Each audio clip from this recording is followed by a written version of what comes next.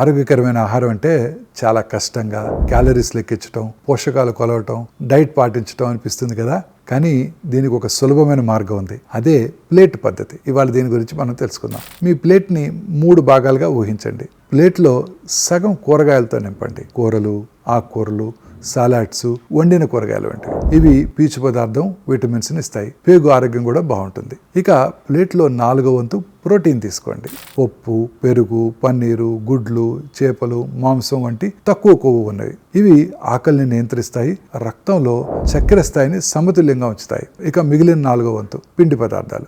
బియ్యము, రొట్టె, జొన్నలు, రాగి, దోశ వంటివి అనమాట. ఇవి మన శరీరానికి శక్తినిస్తాయి, కానీ సరైన మోతాదులో మాత్రమే. ఇంకా కొద్దిగా ఆరోగ్యకరమైన నూనె లేదా నెయ్యి చేర్చండి. ఎక్కువ నీళ్లు తాగండి. ఈ పద్ధతి మన ఇంటి భోజనాలకు పూర్తిగా సరిపోతుంది. మధ్యాహ్న భోజనం, రాత్రి భోజనం, ఉదయం అల్పాహారం అన్నిటికీ కూడా. సో మీకు ఇష్టమైన ఆహారాలు మానేయాల్సిన అవసరం లేదు. కేవలం సరి అయిన నిష్పత్తిలో తీసుకోండి. ఇలాంటి చిన్న చిన్న మార్పులు రోజు గనక చేసినట్టయితే మీ శరీరం తనంతట తానే ఆరోగ్యంగా మారిపోతుంది.